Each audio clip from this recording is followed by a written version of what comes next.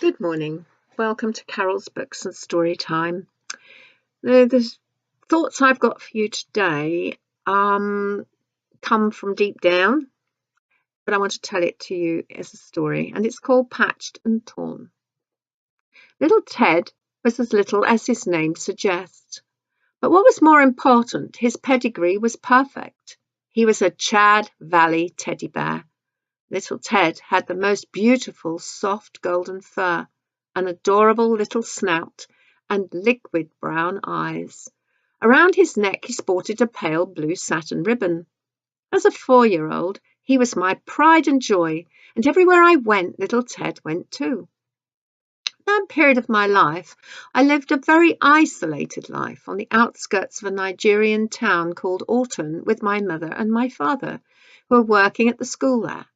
Having no siblings to play with, I loved to go out and about with my father and would follow him everywhere.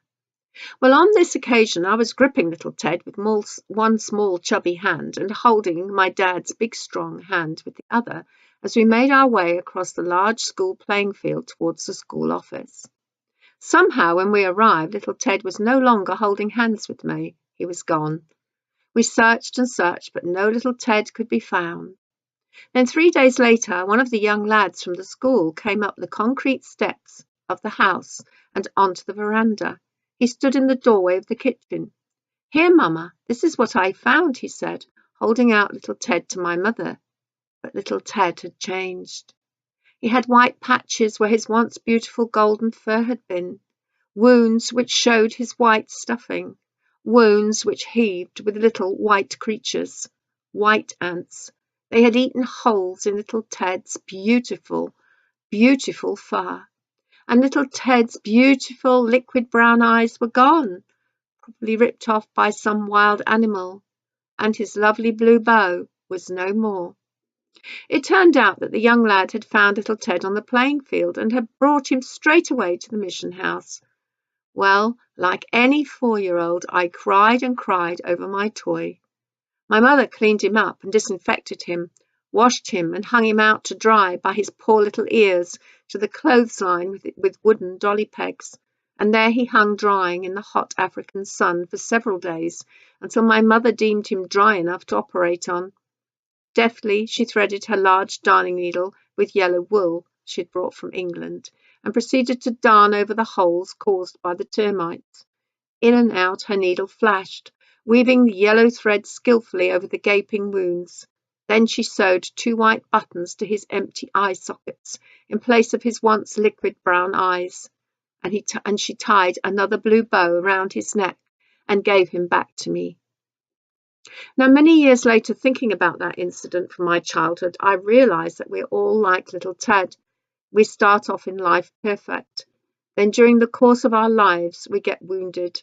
Deep, emotional wounds, wounds that are caused by divorce, loss of job, failed exams, sexual abuse, physical abuse, death. The list is endless. These wounds fester and heave with the white ants and maggots of self-pity, negativity, lack of self-worth. Many people, loathing themselves, turn to self-harming, drug abuse, alcohol abuse. Many develop eating disorders such as bulimia and anorexia. We experience things that hurt us deeply and scar our lives. We feel let down by the very people who profess to love us. We're alone and nobody cares. Did I say nobody cares? Well, that's not quite true, because there's somebody who does care. In fact, he cared so much that he died for us. Jesus will never let us down. He cleans out the white ants and the maggots of sin and self. From out of deep emotional wounds, he cleans them with the purifying blood that he shed on Calvary. Then he carefully darns over the torn and mangled wounds of our lives with his needle of love and his threads of peace and joy.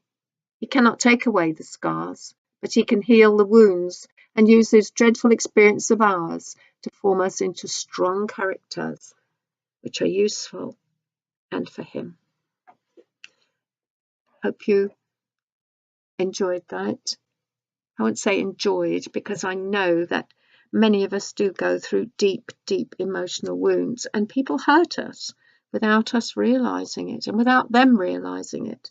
But that's the way the world is, and it takes a really, really sensitive person to overcome this. And we need to build strong emotional bonds. Yeah. Okay. Thank you.